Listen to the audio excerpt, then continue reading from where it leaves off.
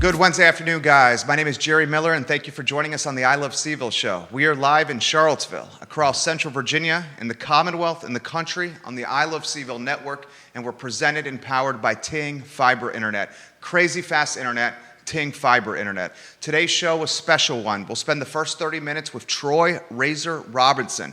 Undoubtedly a compass and North Star in this Central Virginia community. The gentleman's a businessman. He's an entrepreneur. The gentleman's a father, a husband, a voice of reason. On the board of directors of Charlottesville Tomorrow, and today, two gentlemen will have a conversation about topics in this community that frankly mean a lot to a lot of people. It's going to be real.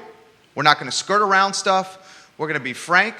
We may make you uncomfortable, but it's the type of conversations we need to take the community where it needs to go. I think we're all in agreement right now. Charlottesville, like many communities in this country, a bit fragile and seeking an identity.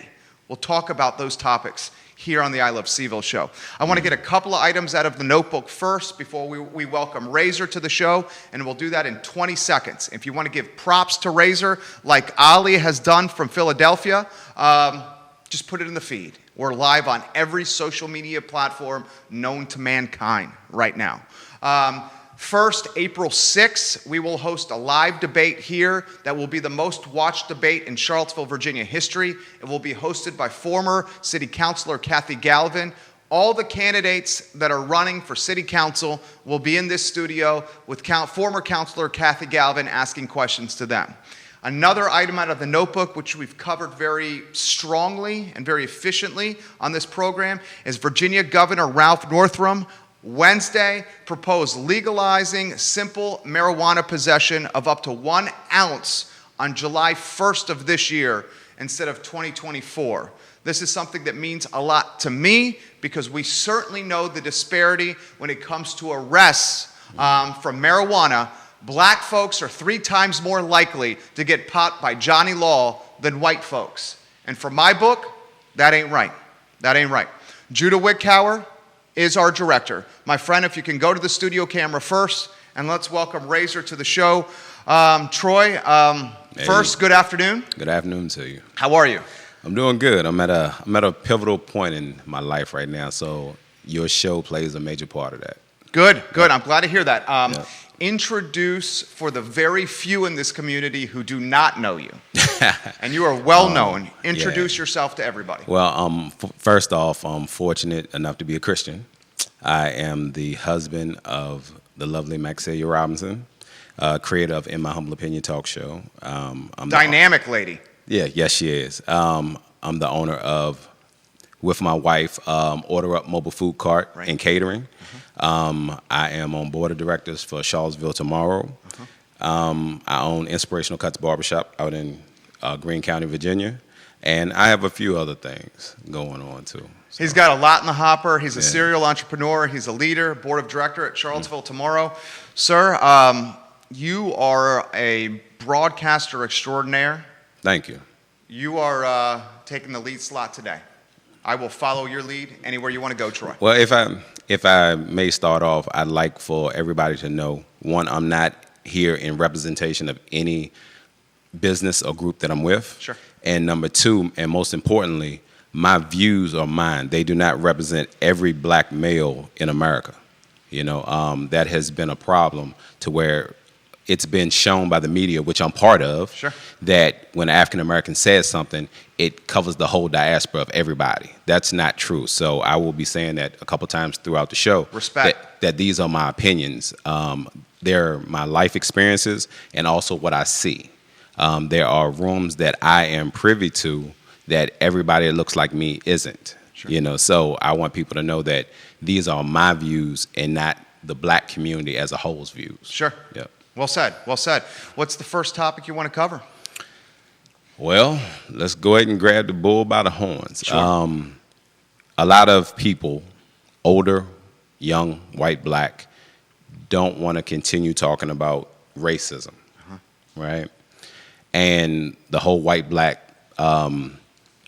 separation that we're having right now, right? But I sincerely believe that the reason it's so big of a problem is we're not communicating. We're assuming what the other person feels or thinks. You know, you have become a gatekeeper to a lot of people, a lot of entities. You know, you depending on what level of passion you put on it is how people respond to that. So you definitely, for me, had to be somebody that I spoke with, you know, openly. Thank you. So, yeah, so that's Thank where you. I'm at. I know, like you, we are aware of the influence we have in the community and the influence and responsibility that comes with a microphone. Yeah. And folks listening and watching. Yeah. I don't want to speak for you, but I know your character. I don't think neither you nor I take that influence or responsibility lightly. I used to, you know what I'm saying? I used to, Dr. Wes Bellamy called me out on the situation one time. Like, I was like, I'm just me speaking. Yeah. It's my words. And then he explained to me, like, you have a platform, you have a responsibility. And then, you know, I know saying his name for a lot of people immediately makes you shift to something that you don't like. But if it doesn't make the words that were said untrue. So when it comes to, let me ask you this, Jared. Sure. You have acknowledged, and we all know that there has been a history that we don't exactly find pleasant in Charlottesville when it comes to black and white people. Right. But what is the problem with somebody saying where they are in that situation? Why is that so hard to receive? That's a conversation that needs to be had. Sure. Like, if we want change, why can't we talk about it? You said so yourself in your last interview that you had with Yolanda Coles. Wonderful, wonderful interview. That when she asked you, are there any things that you could do to go along with what the mayor does? And you said, I can't get past the language, right? So that resonated with me huge, because just like you said, you couldn't get past the language. How is it not okay for people not to get past where they're living at in the situation? Just because we have a black mayor in Charlottesville doesn't mean that it's not conducive to black people, or is conducive to black people. People shouldn't say that. How is it not good for black people? You got a black mayor. Well, that's one person, right, in their one circumstance. But you can't make it fit everybody. Sure. So. Sure. My response to that, from my standpoint, like you, one man speaking for one man. Right. Okay. Like, one man speaking for one man here. I see the role of the mayor, not Nakaya, not Mike Signer, not any other mayor we've had, but I see the role as the mayor in general as to be the biggest advocate and champion for the community. Yeah. Someone that galvanizes everyone together and shouts from the tip of Carter's Mountain how phenomenal this community is to live upon. And I respect Mayor Nakaya Walker's hustle. I can't imagine what it's like to be an African American growing up, a female African American, growing up in a town like Charlottesville that undoubtedly has some skeletons in its closet, racist skeletons in its closet that it has to deal with. I cannot imagine walking in her shoes. First in her family to go to college. She has a degree from VCU. There are so many aspects of the mayor that are winner. Right. You know, we're sports fans. I mean, first female black mayor in the history of the town.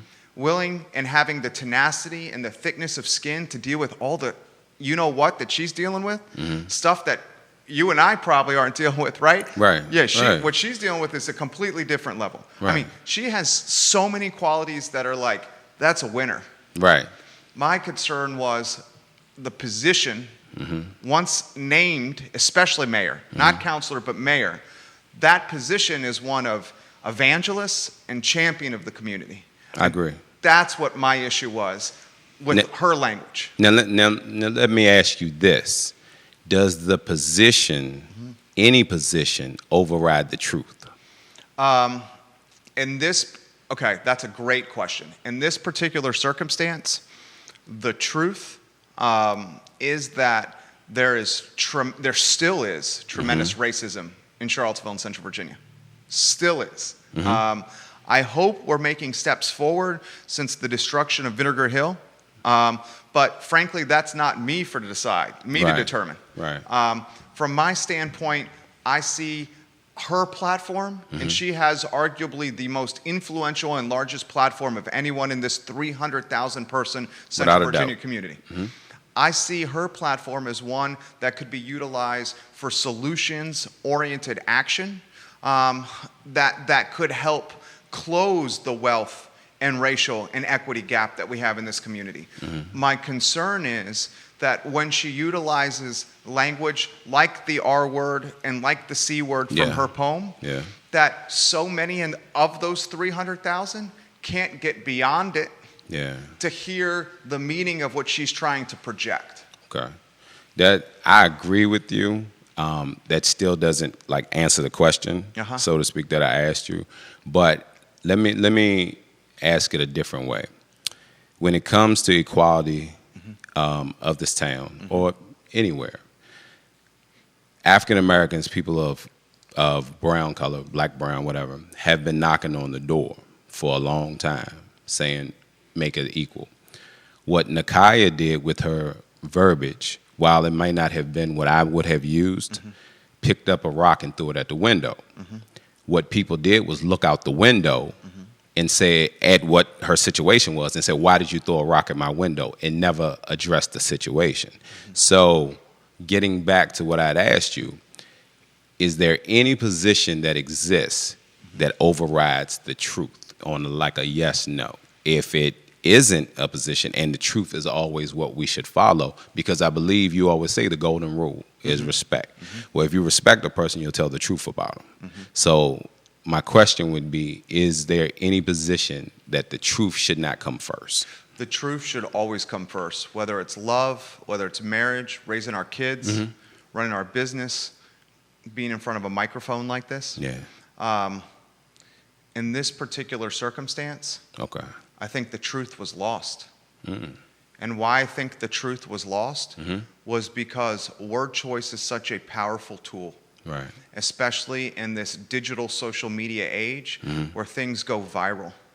So many of us, including myself, had a hard time getting around the sexually violent language that was utilized to make a point.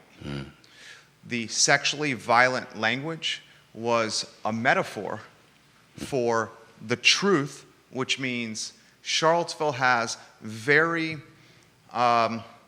concerning things that it has to reckon itself with. Okay? We took 150 to 200 families in Vinegar Hill and we took away their homes and their businesses. Of course, this is going to have a generational impact on Central Virginia, and it most certainly has. However, because of the word choice utilized, in today's ADD society, where we make a decision based on scrolling through a news feed, oftentimes just reading headlines and never even digging into a story. That word choice, for so many, that's all they could focus on. So my main concern was the word choice and the execution of what she was trying to do. What you absolutely right, and this is one reason why I refer to you as a gatekeeper of something. You say a lot of impactful things that really resonate with me a lot of times, more often than not. And when it came to, you had said with Yolanda, you recognize your position, your privilege that you have. What kind of made me say, okay, I got to ask Jerry, how does this work? Is she wrote and I got to commend you because you don't say it anymore. Like you're like, it was too hurtful, I'm not going to say it anymore. But she wrote it one time on a news feed or her social media. She wrote it twice. Well, she wrote it twice. Yeah. And you talked about how hurtful it was. But when I learned about it from you, and you sang it almost 15 times during the show. The day of. Right. So then I was wondering, how is it so bad for an African-American woman or somebody to say it, but it was you found justification in you repeating it in your platform so many times? Sure, and that's a fair question. My response to that would be the day of, I was covering the news. Okay. And then the next day, I chose to use R word and C word. Yeah. And I was taken aback by the responses that I received from women about how it made them feel, because women who had been raped themselves and how it made them feel. And then you know what I was really taken aback by? When men started reaching out to me. See, when I was, because I don't really miss any of your shows, right? So when you said that, I was like, I can't relate to that. Like, I've never been abused. Me either. In any form or fashion, you know, besides what society takes me through as an African-American male. Right. I'll give you a scenario that happened. You know, we had the hot dog cart on the downtown mall. I purchased my cart from my brother Tyler Berry, owned Catch the Chef. You know, he got me started in the business. Love Tyler. Right?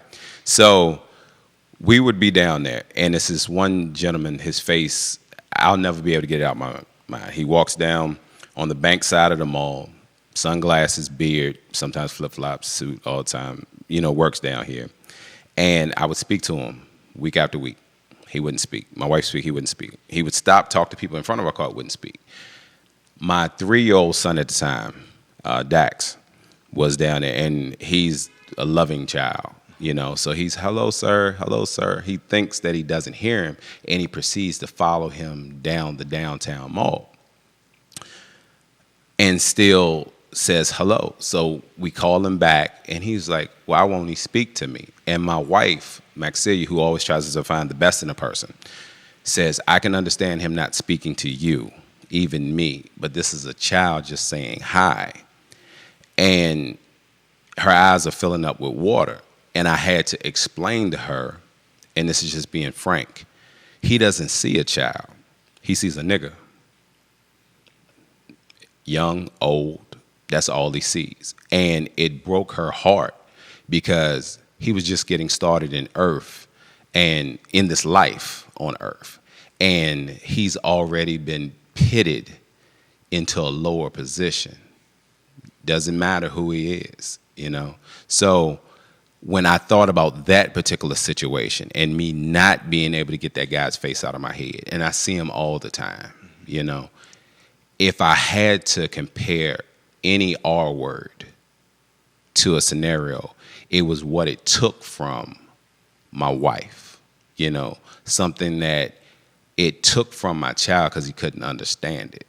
And that is the part of racism that we haven't been able to make the connection between white and black, is that while you shouldn't be held accountable for your great-granddaddy's mistakes, no more than me, it's no doubt that a lot of the systems that are set in place are still based off of that old ideology, you know, where for some people, they can't get past your nationality, you know. How did you handle that with your son? He was 3, to be honest with you. I just told him, you know, not everybody is as nice as you. And I learned that from my wife. That was what she used to, that was along the lines of how she would say something to explain to the children. You know, not everybody is as nice as you. But it was a hard thing because, you know, the man in me, you know, I'm a man's man, you know, wanted to say something, take action, so to speak, you know. Why did you not? And because if I do, I'm the angry black man on the downtown mall, bullying people around because they won't buy his food. You know, the stereotype is going to fit. It's not going anywhere. And see, that's the unfortunate thing is for better or worse, and it's mainly for worse. In 2021, March 31st, perception is reality. Yeah. And now, let me ask you this, okay? Because when you say that, right, let's say if perception really was reality. If I went off of the perception of what that guy has for me and it became my reality, who would I be? I wouldn't be that guy that you described at the beginning of the show. You wouldn't be an agent of positive change. Right. So while I I loved that statement that you made. When I applied it to that situation, I don't know that perception is reality, because if it is, it can be on one person's side. Like, that's his perception, that's his reality of me. But if his perception becomes my reality, then it changes the generations that come behind me. And that's why you're a leader. Well, I'm one part of the leadership, and we shouldn't, because one person says it one way and another person says it another way, and it's all part of the mission. Even the people that come against you to say, Jerry, like, your show has changed from being positive CVille to being more political. It still helps the mission, because if you don't bring light to it, like the sum of hate here, so we need to stop lying and saying that, you know, everybody was from somewhere else. If I feel comfortable going somewhere, I feel comfortable going that place, period. You know, if we look at every situation as the possibility to learn from, and this is something that I learned from Carl Brown, if we don't learn from it, then we've lost. But if we learn from it, even if it's a situation where we might not have really chose the outcome, then we win. It might be small victories. It might be inches at a time. But, you know, anything that Mayor Walker says is just as pivotal in the fight as anything that I'm saying by not saying something out there, because I'm thinking about the people that's coming behind me. Sure. And I can respect that. What do you think the community learned, not only within Central Virginia, but, I mean, this went global? You mean the summer hate? Yeah, the poem. The poem. The poem went global. What did the community learn? See, that's the thing. It depends on who you're asking. If you're asking somebody who's always looking for a problem with you, then it just reinforces the hate that's inside of them. We had a young lady that wrote into one of my friends at Charlottesville Tomorrow, white lady, who's a very pivotal person here. And she wanted to know what she as a white lady could do, because she didn't know. Well, the problem with racism is you can't see it. So this lady who wants to help but doesn't know the next step to take looks just like the racist person that's standing next to him in the same clothes. Because she's not taking any steps. Right. Because she's doing nothing. No, not exactly. Because when you don't know what to do, you should look and see and ask and take your time to figure out where you fit at in the equation, because your good intentions could lead things in a worse situation. You know, so, and that's something I couldn't relate to until we got the letter, that there are people that want to help but don't know how. So when they don't say anything, and then they're told that this poem is saying that all white people are R-word and C-word in the black community, that's not the truth, you know? We're talking about the systems that go in place. See, Judah, can we get Razor a right earpiece? Would you like to be a part of the interview with the candidate, Governor Pete Absolutely. Snyder? If he'll have me, I'll be on. And then we can continue our conversation after. Yeah. Because he's on a tight schedule. Okay. And we're 27 minutes in, and I want to keep doing this with you. Is that okay with you? Yeah. Okay. That would be a right earpiece right there for you, Razor. Often the language that Mayor Walker is using is categorizing white people in totality. Okay. So you're saying that she's broad stroking everybody that's white in the community. Is she broad stroking white people, or is she broad stroking the system that happens to be controlled by white people? That's two different things. There is two different things. You're talking systematic, and then you're talking a group of people. Yeah. And in many times on her posts, she's extremely active of late on social media. Okay. It is white people. And one man talking, just right. one man. When you start categorizing people just because of the color of their skin. Yeah, we don't want that either. That's what we've been forced to deal with, right? Yeah. So let's say for instance, because I've never sat down and had a conversation with her, talked to her. So anything that I'm saying is not to be attached to her as truth. Two guys talking. Right. Yeah. So let's say, for instance, if her wording gets the attention of the people that can make the change, is it bad? Well, I would call that, using a term from our business, shock jock. Right. And shock jock gets attention. Right. But when shock jock tactics are utilized over and over again, that attention fades. Okay. And then folks start, black, white, Puerto Rican, or Haitian, folks in general, they start saying, all she's doing is talking ill will on white folks. Right. I get that. Yeah, and then the white folks in the community, and I'm not speaking for all white folks, start asking, why is she only singling out white folks? Okay. Now, what I think her intent is to highlight the systematic oppression and racism that has gotten us to this point, and the fact that mortgage lenders wouldn't give loans to people. Wall Street Journal wrote a story about me with the food truck about the problems that we have, the systematic problems that we have with getting loans. So, and that's, anybody can look that up. Yeah. You have to, I understand what you're saying, but you're not going as far, in my opinion, as it needs to go.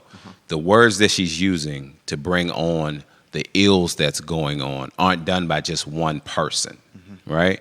So if we're looking at, has anybody ever taken the words that she has said and then looked at the problems that she's talking about? Because her comments aren't the be-all, end-all for the black community. What they are is to bring awareness to what it is. And then the next person comes along, which might be me at this particular time, to say, okay, this can help facilitate. And then you come up with the Juan Diegos that say this, and then you got the Charles Lewises and the Max, Celia Robinsons that say that. It's all part of the missions. And perfect example. We merged together, in my humble opinion, talk show, Vinegar Hill Magazine, and Charlottesville Tomorrow to create the Inclusive Media Project, which we won the International Google Grant, right? It is to bring awareness and build up African-American media businesses and things of that nature. So we're showing that black and white can coincide if they both work together. It's like I told you earlier. And that's what we need. Yeah, we do. But the problem, like you said before, is social media has drawn a line in the sand. And what did you say? And what I'm saying is, for somebody to draw the line, somebody has to be in the middle. That's right. So if we take that position to where the black people are going to be a little upset, the white people are going to be a little upset, but we're looking for that common truth. That's what we're not getting. I can't imagine another race having to get up and read on social media how the women of their community are being disrespected. The B's, the C word, all types of things. Like, that doesn't exist. So you have a catch-22 as an African-American male like myself. Like, by government standards, I'm Native American, right? But I look like a black man, But when you look at these situations and you say, okay, I'm supposed to defend my sisters. I'm supposed to defend the tribe, my community. That's what we're charged with as men. But we've been labeled as angry black sexual predators, super predators, all these different terms that keep you at bay, because to help, I might get judged. And that's what's happened with a lot of the people who have become successful in the Charlottesville area, people of color, is that they say, well, she shouldn't have said it like this. But they feel that way because they don't want to lose what they have established with non-black people. They got kids off in college. They got a reputation.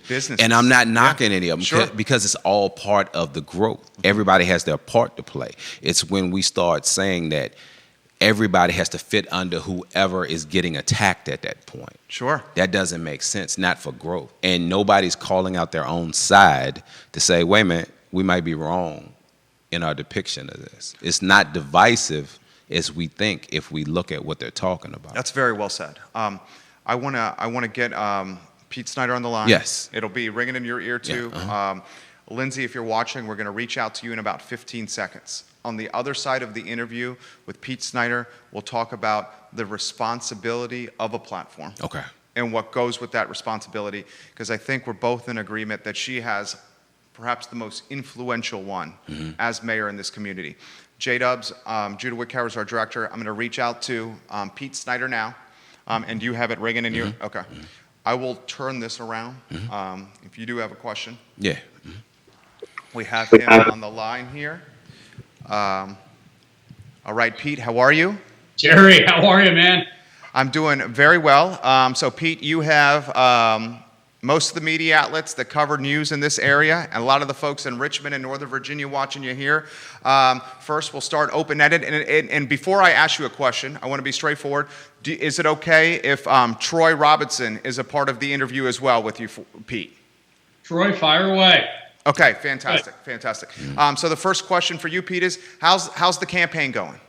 It is an absolute blast, Jerry. It's funny. People ask, "Oh my gosh, isn't it hard? Isn't it this? Is that?" You know what a privilege it is to get to travel around the most beautiful state in the country. And I'm not just being Pollyannish. It is springtime. It's blooming in Charlottesville. I'm getting to every single nook and cranny of Virginia. We're having a blast. We're meeting voters. We're meeting Republicans. We're meeting folks from every single, independents, Democrats as well, who are all fed up. They're sick and tired of what government has done to them, shutting down our schools, shutting down small businesses, stripping away our civil liberties and constitutional rights, and they want change. So I've been having a blast. We have about 5.5 weeks left to our nominating convention, and I can't wait. We're going to bring it home, my friend.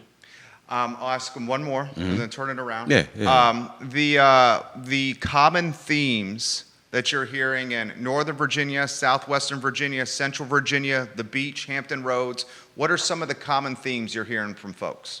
Common themes are open our schools. We're 13 months into this mess that's been COVID. Why the heck are 83% of the students in Virginia not in the classroom 5 days a week? And then we're hearing from folks that they feel unseen and unheard by government. You either had your business shut down or you're a restaurateur who's told how many people you can have in and serve and what your hours should be, and no one can be at the bar. They're tired of it. Now, no one wants to harm other people. Everyone wants to be careful, but it's bad business to make your employees sick or your customers sick. But they feel like government has completely botched this, and they're ready for change.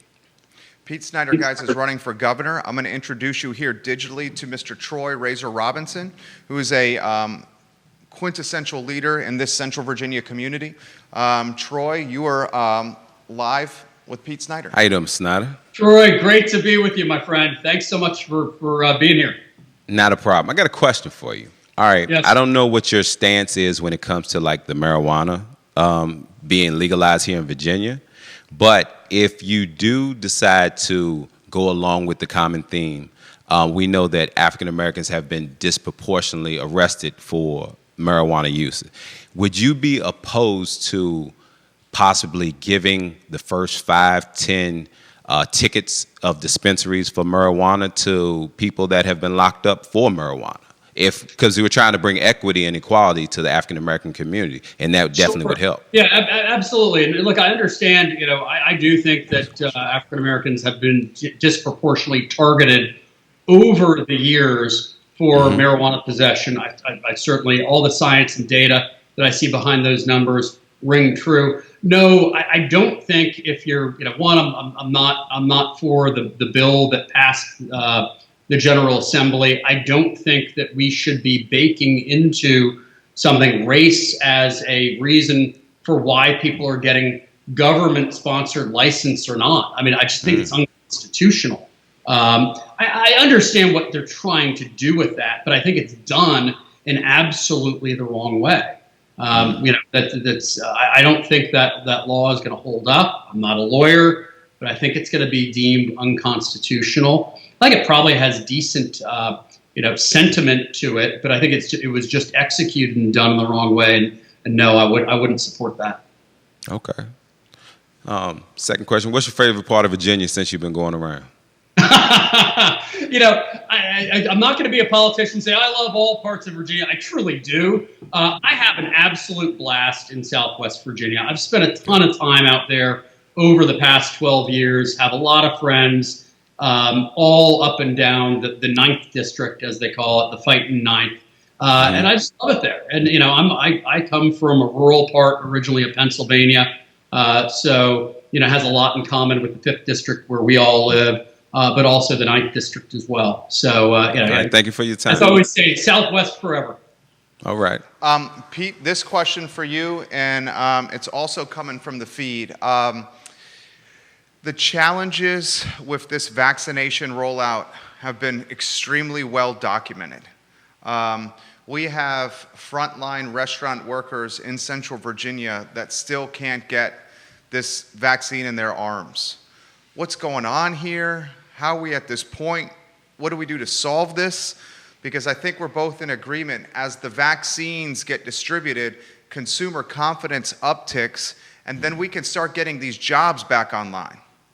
Absolutely, Jerry. This has been one of the biggest blunders of the Northam era.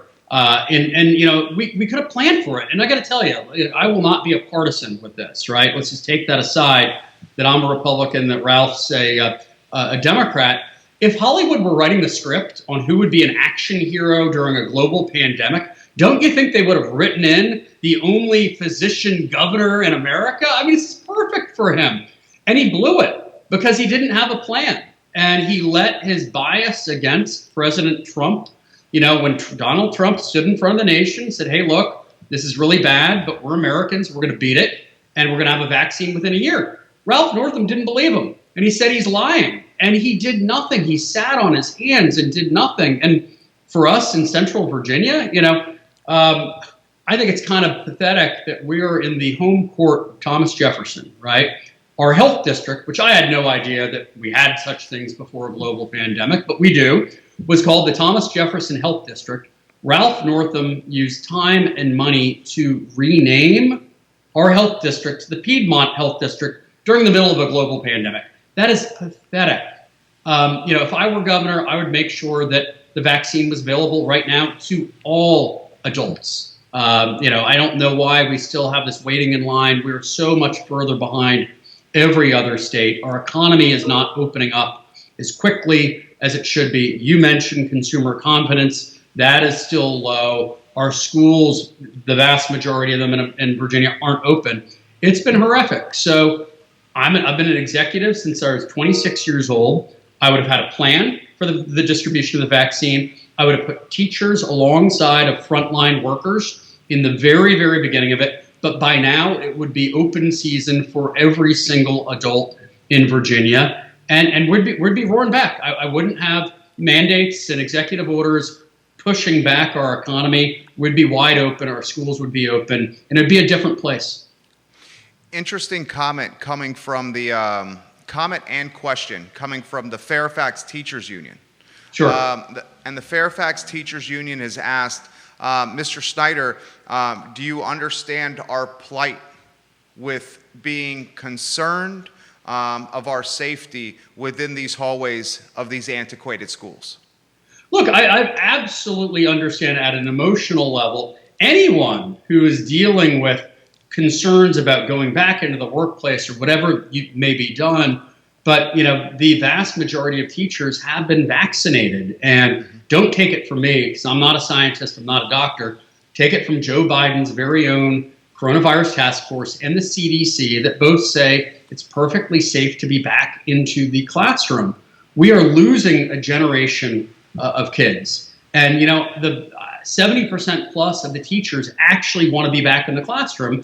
And it's unfortunate that the unions are keeping them out. So this is a huge problem. We are going to have a generational problem with the kids that we have right here. The loss of learning is going to impact them throughout their lives. And we need to get the schools open. I have great sympathy. I have great empathy. And as governor, if there's ever a shortfall in what we need as far as resources, Fairfax is pretty well off with their school resources. Same with Loudoun, but there are plenty of localities and counties that aren't.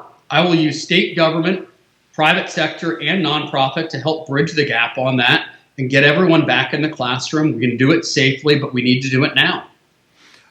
This question comes from Gary Lancaster, who's watching in Hampton, Virginia. And Gary says, Peter, what are some of the strategies you have in place to get the Commonwealth from this COVID state and back to whatever the new normal is? Gary, hey, thanks for dialing in here from Hampton. I'm going to be out there in the next couple days. My strategies are this, and look, in a normal time, Jerry would have a candidate on and make 20 different promises and say 10 different campaign platitudes. You're not going to get that from me. 3 things. We are going to, 1, open our schools 5 days a week, every week, with teachers in every classroom. 2, we're going to open up our economy on day 1 and help save the backbone of our economy and the heartbeat of our community in small business. I know so many entrepreneurs watch this show and tune in every single day. And then lastly, our civil liberties and constitutional rights have been shredded over the past year. I mean, the fact that they're even debating having this vaccine passport. Are you kidding me? That you need to have some sort of a passport? I mean, this is a horrible precedent. We need to restore our rights, our First Amendment rights, our Second Amendment rights, our religious liberties, and that's what I'll do as your next governor. Stephanie Wilkerson is watching the show in Martinsville, and she says, Peter, in regards to COVID and the Commonwealth, what are things that you would have done differently than the governor, which you've already answered? And the next part of her question is, what does your platform look like when elected in office when you face adversity like the governor has faced so far? Sure, great question. And Martinsville is a place near and dear to my heart. The Virginia 30-Day Fund, Jerry, which you have had me on to talk about, the nonprofit work that we did to save nearly 1,000 small businesses across Virginia. We partnered with the Harvest Foundation in Henry County and Martinsville. This helped save over 250 small businesses right in Martinsville. So spent a lot of time there and know what's happening. What would I have done differently? As I said before, I would have had an actual plan for the vaccines. I would have had our schools open at the beginning of September, the mid-August of last year. And I would have lifted these executive orders that were restricting our economy. If you look at Florida right now, there is no discernible difference between per capita deaths of COVID and spread of the disease than there is with Virginia. But Florida had their economy open for a whole lot longer, their schools open, and their economy is red hot on fire, and ours is in the dumpster, and that was wrong. And look, some of these things, I give some latitude. Elected officials and people didn't know how to deal with this thing. They were trying to do the best in the early days, but where I get upset is after several months go by and you see the data does not match up. There is no reason for us to have our economy under restriction. There's no reason for us to have our schools closed. That's when I get ticked off, and we need real change. So that's one clear example of what I would do differently. Jerry, forgive me, there's a second part of the question, or did I nail both? No, you did. You answered Right. them. You answered them well. 2 questions left. I'm mindful of your time here. The last question we'll throw to you is, why should the Commonwealth vote for you?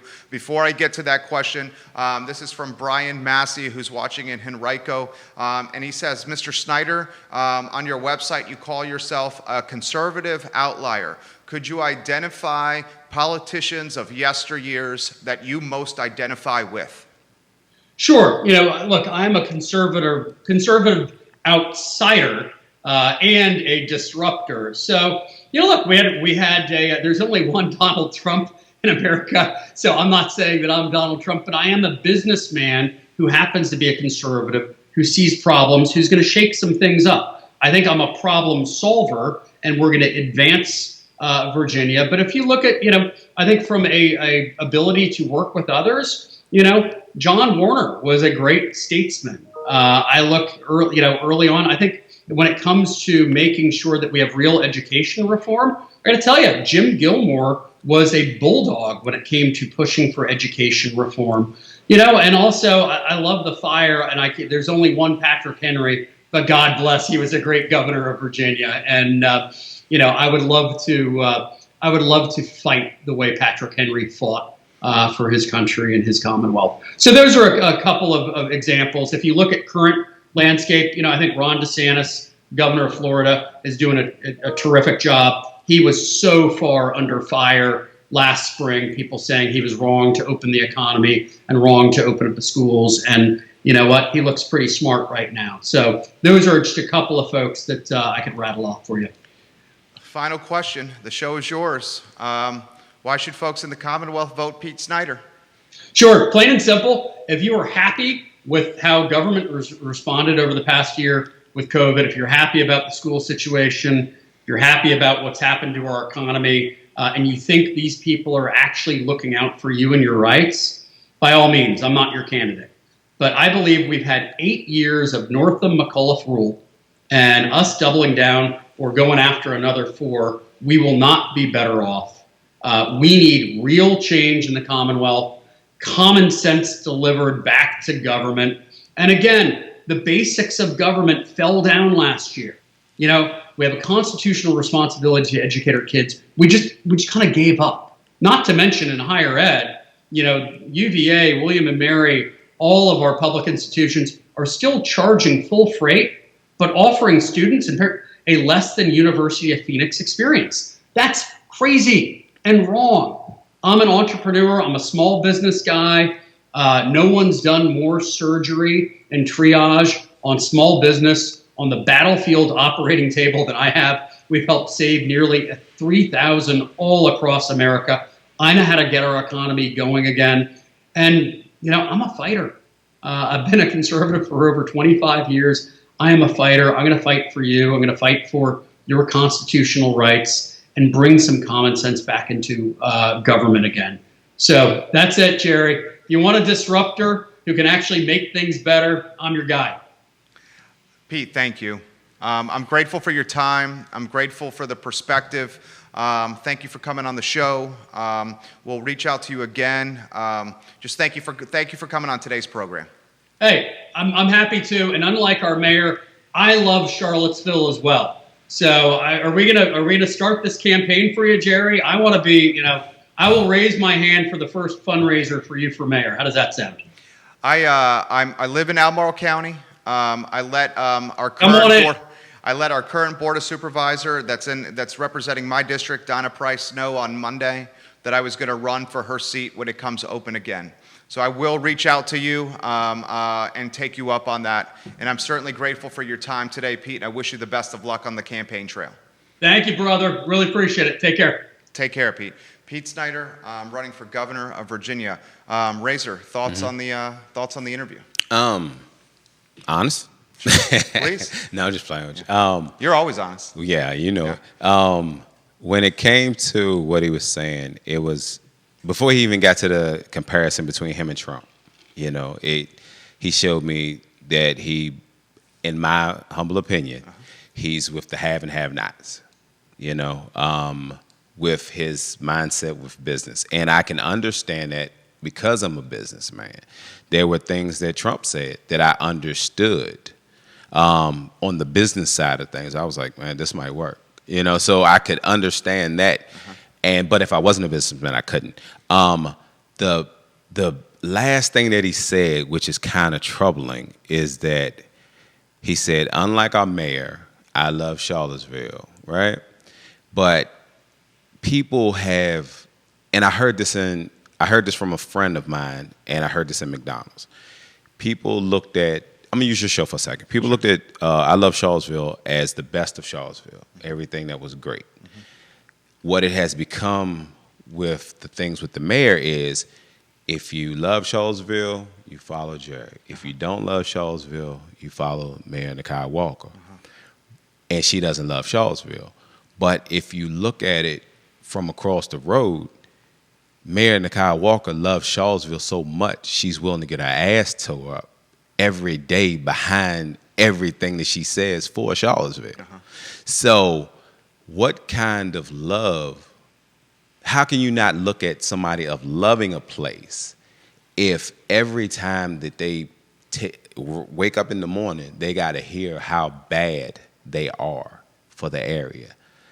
And it just, I don't think that's fair to you. I don't think that's fair to her. You know, like, because then people that feel that way will start attaching comments and things to things that to your show, right, that you may not actually feel, because there's no way you can feel that way and say that you want my son to grow up in a quality place, right? You know, so right. that's the problem that we're having. Like I said, when it comes to having communication and talking about racism, is that we're not being open to say, wait a minute, you're going too far. I don't believe that level of racist. And not everybody, what I've learned this last year, not everybody looks at racism the same way. There's people that they can hear a black joke and say that's not racist. And they'll be like, well, it was off tilt, but it's not drag you behind a car racist. Or the folks that say, I'm not a racist, I have black friends. I have black friends, yeah, for real. I had right. 3 of them over the house last week. Yeah. You know what I'm saying? Yeah. So, I mean, when we look at stuff like that, that is racism. There is different levels of it. And a lot of it, when dealing with the black community, has to deal with what is, well, going back to what you said, your perception of where that person is. There's a difference between the black man who's homeless on the street to the one who's walking around in the Brooks Brothers suit, who might have went off. You know, it's like we separate those from two different people on. But isn't that just human nature? But see, that's not right though, because But how do we fix that? Even in our community, well, even in the world, we tend to look at people from where they are and not where they came from. Okay. There's no difference between a Jamaican, an African, and an African American, honestly. There's no difference between an American white person, a person from England or Ireland. We look at it from where they land as opposed to from where they took off. That's divisiveness, you know? If you're white, you're white. If you're black, you're black. There's nothing wrong with that. And people have different outlooks on their community, but you'll never know how I feel unless I tell you or you ask, without it being a statement or confrontational. We got to get to that point. And that's what we're trying to do, and that's what you and Charles and Max are trying to do with the conversation. Like, I'm going to straight up say this. Yeah, come on. In my humble opinion, your talk show and this talk show are having the most real talk of any in this community. They are. And we can't let people separate the two.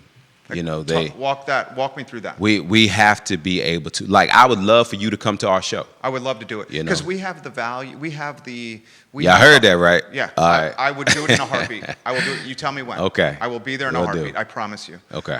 We have the luxury of long form content. Yes. Where the TV news has got to fit everything in a 30-second segment. Right. Or the newspaper has got a couple paragraphs and they're just trying to get the most inflammatory quote possible to get people to click the headline. Yeah. Now, let me speak on that part. That's one reason why I joined Charlottesville Tomorrow. Yeah. They made the mission of saying, okay, there is a difference in the way that we can report the story where people don't know it's a black person, it's a white person. It's about the story. And if it's a good story, it's a good story. And you draw your conclusion off of that, not based off of the verbiage that's used to tell you what type person it is. You and I go rob a bank. Troubled UVA graduate finds trouble and has opioid addiction that he needs help with. Yeah. I do it. Thug from Orange County does XYZ, and you know what I'm saying? So you already know what color they are. Yeah. And that has been a mission of Charlottesville Tomorrow, where they've been championing, you know, the equality of news. Now, the problem with that, and maybe I shouldn't say this, but I am, and I just got to reap the repercussions from it. There are people that have supported organizations like Charlottesville Tomorrow. You're talking the money. Yeah. That once they find out that you're going in a different direction, and won't give you an answer. Right. Now, that is something that's very real. Like, ask yourself, what is it about the growth of something, because you're not leaving anything. I mean, there are times when people stop talking about something and go to something else, and you say, I don't really believe in that. But if they're still talking about what they always talked about when you were supporting it, and then they're growing the equality of the community, and you find yourself withdrawing, you have to ask yourself, why is that? And on the black side of things, nobody that I spoke with wanted me to join Charlottesville tomorrow, because Why? they Because were, it was a white news organization? and the way that they portrayed themselves over the course of time. Nobody wanted me, that I know, to be honest with you, Jerry, wanted me to come on this broadcast today. Wow. Because of the fear of, if I say something wrong, That it would the be manipulated? backlash. Not by you, but by your listenership. They'll say, okay, well, he's only going to say that because he's a supporter of Nakai Walker and XYZ. Did you support the language she chose in totality? This was the thing about the language. And I sat on this for days. I'm talking about days. The language that was used. Did it catch you off guard? No. Wow. It did not catch me off guard. And this is why. Shortly after after I found out about it, I heard it from you, then I had a white lady call me, that listens to the show. And she said, I agree with everything that she said. I said, what about the language? She said, what do you say to get somebody's attention about something that you're sick and tired of, that they won't stop doing? I had no answer for her, because if somebody was bothering you and me, and we told them to get the heck off of me, and then they continue to do it, and I told you to get the hell off of me, eventually You got to raise your voice. And you got to do something. Right, So her language, while I may have chose different words, I wasn't in her space when she wrote it. So to judge her and to judge anything the way that she wrote it, is to take from the origin of where it came from. So I can't say I support or not support it, especially since it got the attention and we're sitting here talking about the change that needs to come from it. That's well said. That's very well said. How about the responsibility of the platform that accompanies the title of mayor? Yes. And then the responsibility or what is expected of the title of mayor? I've said on the show often that there's a tremendous need in any community for activism. Yes. And that's the only way, that is one way, not the only way, but one way that we're going to bridge the wealth gap, the education gap, the inequalities that every community has that are certainly prevalent here in Central Virginia as well. The activism that, say, someone like Tanisha Hudson is doing. Yes. I admire. Yeah. She puts in the freaking work. She is attending the meetings. She's on the Zoom call. She's spending her own money on holding people FOIAs, accountable. Holding people accountable. Right. And I admired when Nakia Walker, before she was mayor, before she was a counselor, she was Nakia Walker, and she was going to all the meetings in person before COVID, and she was often the loudest voice in the room. She was putting in the work, right? Then when she put in the work and people realized that she was courageous and that she had hustle and thick skin and was fearless, a lot of the qualities you need now in 2021 and the ubiquitous nature of social media, you need these qualities, right? She had them. But once she got that title of mayor, not just counselor, but mayor, the one where the New York Times reaches out to, the world's newspaper, and says, what's Charlottesville doing? From my standpoint, the champion cannot say in the world's newspaper that Charlottesville's an ugly to the soul kind of place. Because once she got that title, then she has to be the head coach. You know, she's the CEO, right? And if Tim Cook at Apple, the CEO, if he had said this stuff about Apple, that man would have been pink slipped in a heartbeat. Right. That's like, if she was even a counselor, like a counselor can be an activist. A counselor, like a city councilor, can be an activist. But the mayor is the champion. What are your thoughts? My thoughts is she's still Nakai Walker, whether it was Nakai Walker post Summer of Hate, Nakai Walker to this day. She she based it off of truth and not letting a position dictate who she are, and that's more what I gravitate to. Okay. If you're going to tell the truth, you're going to tell the truth. Mm-hmm. If you're going to become a politician, then you're going to become a politician. Mm-hmm. And what she ran on, unmasking the illusion, is what she talks about. Yeah. But because it shines a light on not just the bad people, mm-hmm. but the structure itself, uh-huh. then everybody said, no, don't say that because it makes us look bad. And that's part of the problem. Mm-hmm. Now, had she said it differently, would it have been received differently, or would it have been ignored? We don't know because it wasn't said differently. It was said the way it was said. Uh-huh. So my answer is, it doesn't matter what the position is, uh-huh. or what you're encamped with the title. Mm-hmm. The truth should always reign free first. And if that was her truth, that was her truth. Do you feel, mm-hmm. not we, do you feel as if, has she unified the community? Has she led us forward? That doesn't, okay, a good question, great question.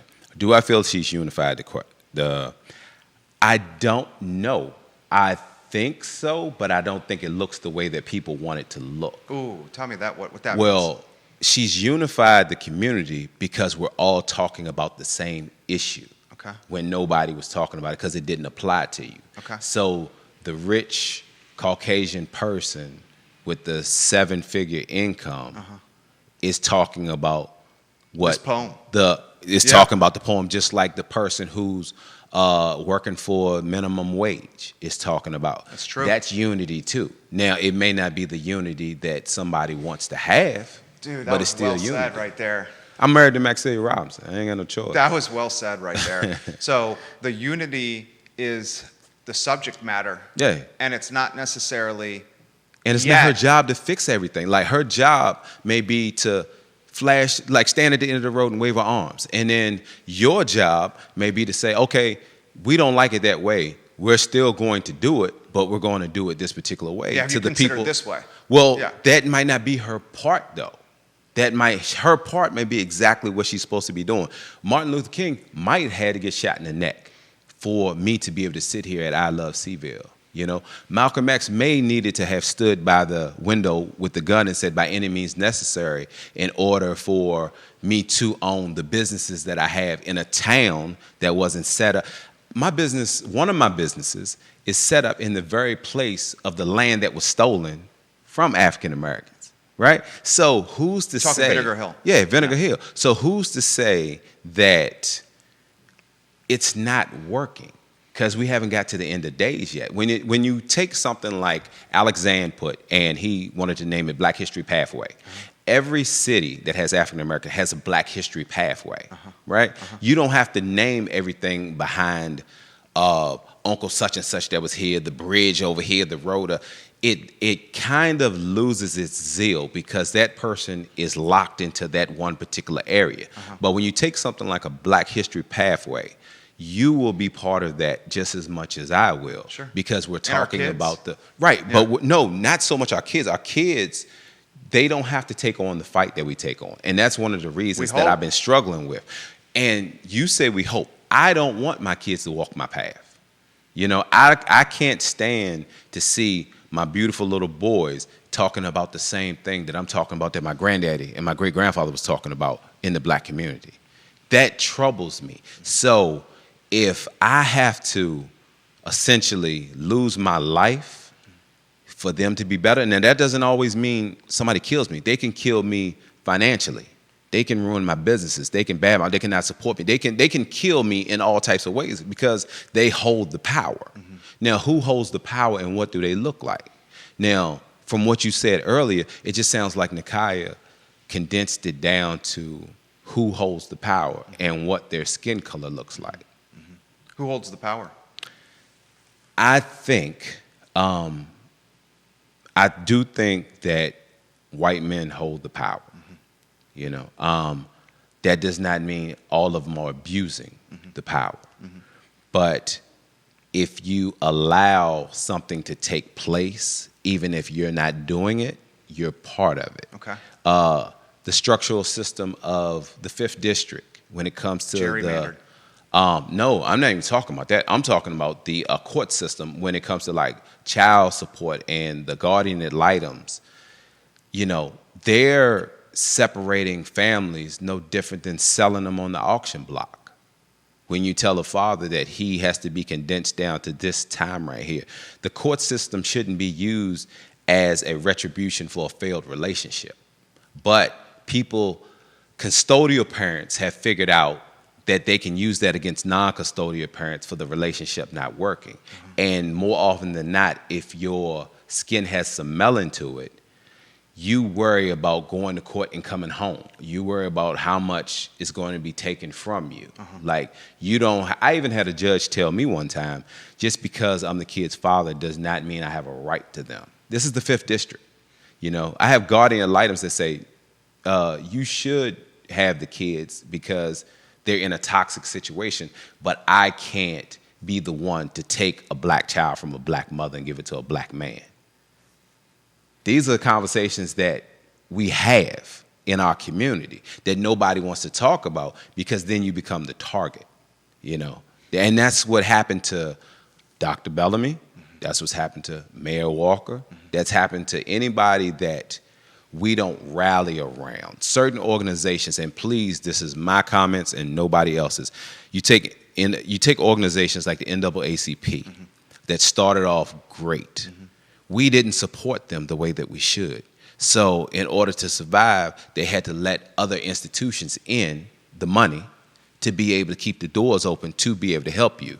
Now, the problem with that is when the fight gets a little, or the heat gets a little too hot, somebody may or may not get a call to say, okay, I don't need you to show up at this particular fight. You know, just look at the difference of the way it was back in, you know, Martin's day to where it is now. You know, like the governor was complaining about him changing the name of the Thomas Jefferson District to the Blue Ridge District. Yeah, the Piedmont District and the Blue Ridge Health District from the Thomas Jefferson Health Right. District. So when it comes to things like the United Negro College Fund and different entities like that have changed their name to incorporate more people, where are the people that's in power to say, oh, no, that's not right. That's for them, to help them. You don't hear that then. It's just when it imposes on somebody else's livelihood that we have a problem with it. I'll throw this to you. Just here. my take. No, that was a good take. We have a conference call in 4 minutes here, Okay. myself and Judah. I want to first extend any time you have free time. Thank you. Please, I sincerely mean that. Okay. Red carpet. And Charles is going to send you when you can come to our show. Please, I will Okay. be there and early. I'll Okay. be there anytime you want. You have my word. All right. I promise you. Thank you. In my humble opinion. Since August 12th, 2017, I still see the statues in the public parks. Yes. I see one less African American on council. I see 0 African Americans on the Albemarle County Board of Supervisors. I see 2 African American restaurant owners in the city of Charlottesville. 3, I think. 3. Mel's, Royalty Eats, And Caribbean. Caribbean. Okay. And Angelique. What I'm talking about. I'm getting 4. ready to. Yeah. There's 4. So there's Yeah. 4. And if we're missing any, please, we're not trying to leave anybody out. It's just we're having a conversation. So 4. I see no African American vineyard owners, winery owners, brewery owners. Very, very few homeowners. You know, we more rent than ownership. Like, What has changed? What has happened from a progress standpoint that has closed wealth, education, and the social gap that was as wide as, I don't know, Mississippi River, James River? when you had what was considered the 40 acres and a mule ownership, you had a lot of people who, one of the worst things that could have happened, in my humble opinion, this is Razor, not nobody else, was integration was one of the worst things that could have happened to the black community because we were supposed to integrate our money and not ourselves. So we felt that when it came to education, that it leveled the playing field. But when you go get an education, you're not hiring yourself. So if you don't have connections in the places of power, or you're not somebody that they can bring forth to say, okay, you can facilitate the mission, but it looks like this, you're not going to get anything. So then when the kids grew up that went to college and the parents die off, they say, I'm not going back to the country, because a lot of times that reminds them of what they lost or when they were less than. The perception, like you say, was less than. So they sell the property for pennies of what they'll never be able to buy a corner of it back. Right. So we lost our value. When we had nothing, we were able to thrive like Toledo and Philadelphia when it first got started, and what Compton and Watts was originally. But when you have other entities that see African Americans thriving, they want a piece of the pie, you know? No different than black people. Yeah, I see you going on vacation, changing your zip code. I want a piece of the pie. It goes both fold. But the problem is, one actually controls it, and one hopes that they can find the crumbs off of it. And you have so many people of color that say, okay, let me be the middleman between my people and you. Just give them something, and you should be happy with that. You know, I saw some recent tweets on the Kai's thing where, you know, they was like, you shouldn't be talking about give me generation. Like, I don't owe you anything. You should, like, I should be happy that I'm not enslaved. Like, that's the craziest. It's on her feed, you know, that people think like that. Well, we don't know what that person's job is. What if that's a supervisor somewhere? What if that's a judge somewhere? What if that's an officer? You know, we don't do a good job of vetting these people on our end to be able to control anything. But the problem is, the people in power do a job of vetting them, so that they know that a lot of times the mission will continue. You know, these systems will continue. I'm going to put somebody in place that has my ideologies. Why would I put somebody in place that's I'm going to bump heads with the whole time? So it hasn't went anywhere. But when we try to acknowledge that, then there's a problem, you know? So honestly, just like the civil rights movement, it's going to come through people that look like you, Jerry. That, you know, other than that, Nakai is always going to be a target. I may turn into a target. West Bellamy is going to turn into a target. Anybody that seems to be a problem will be a target, you know? It's just... It's not a good situation. We're not getting drugged by trucks and hung by trees all the time. We're not bad like we were, but most people wouldn't trade places with me, even if I'm financially more lucrative than them, just because of my skin color. You know, that's a problem. Well said. How can we follow? In my humble opinion? In my humble opinion is on WVAI radio station, the only urban station here in Charlottesville, and we're on Alexa, and we're worldwide and tune in. Okay. On Sundays from 12 to 3. Okay, Sundays from 12 to 3. And you also host... The Body. That's right. I host The Body, which is a Christian talk show, right. My way. You know, I'm not a pastor or preacher or anything. I have real world conversations about a lot of the things that people feel about church that they won't say, you know, so, and just have open conversation. Because there was a time where I wanted to serve God, but I didn't know how. I didn't even know how to pray. You know, I didn't know how to ask for anything, you know, so, yeah. Troy Yes, Racer sir. Robinson. Fantastic today. Follow, in my humble opinion, on social media. Tune into the Sim Project through what we had through Charlottesville Tomorrow, Vinegar Hill, and in my humble opinion, that will be one of the catalysts for changing Charlottesville.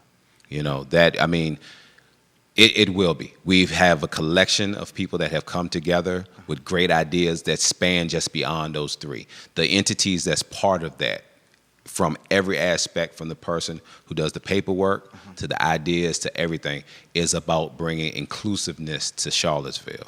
So that we are definitely going to change this landscape. Thank you for your time today.